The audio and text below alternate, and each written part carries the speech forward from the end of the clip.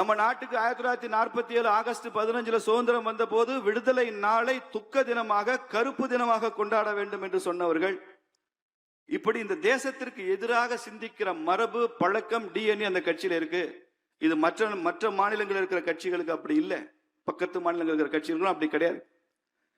இயற்கையிலேயே அவர்கள் கடவுளுக்கு எதிரான கொள்கை, தெய்வ நிந்தனை செய்கிற கட்சியாக இருக்கிறது. ஈவேரா சேலத்துல ராமர் சிலையை எப்படியெல்லாம் ராமர் படத்தை அவமானப்படுத்தினார் என்பது தெரியும்.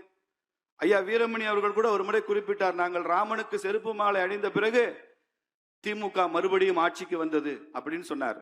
அப்படி இல்லைங்க, நீங்க ராமருக்கு செருப்பு மாலை போட்டதுக்கு அப்புறம் தான் தமிழ்நாட்டில் ராமச்சந்திரன் ஒருத்தர் முதலமைச்சரானார், எம்ஜி ராமச்சந்திரன்.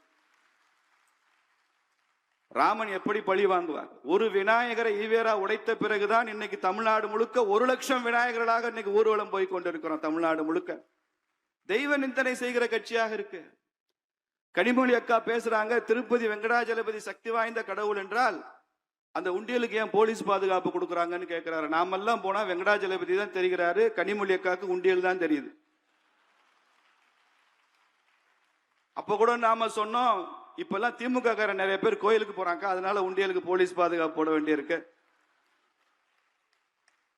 நீங்க கோயிலுக்கு போறதுனால அந்த அவசியம் வருகிறது. இப்படி கடவுளுக்கு எதிராக, இந்து தர்மத்திற்கு எதிராக, இந்துவுக்கு எதிரான கட்சி திராவிட முன்னேற்ற கழகம். அதை அவர்கள் வெட்கப்படுவதில்லை, கூச்சப்படுவதில்லை, வெளிப்படையாகவே சொல்றாங்க. Anti Hindu, anti god, anti India DMK. Raman எந்த கல்லூரியில இன்ஜினியரிங் படிச்சான்னு கேட்டாரு. ஹிந்துன்னா திருடன்னு சொன்னாரு திராவிட முன்னேற்ற கழக தலைவர்.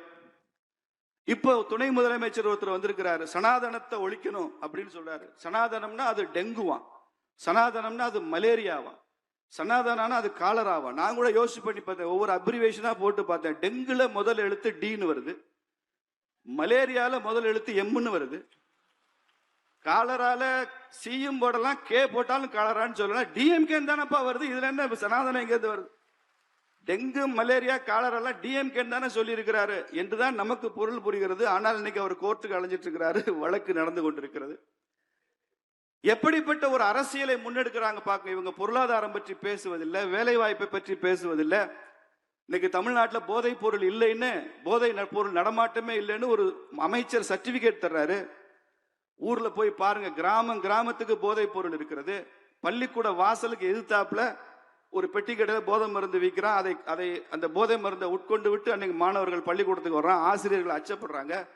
பெண்களுக்கு பாதுகாப்பு இல்லை. பல்கலைக்கழக வளாகத்திலேயே பெண்கள் மீதான பாலியல் துன்புறுத்தல் நடக்கிறது.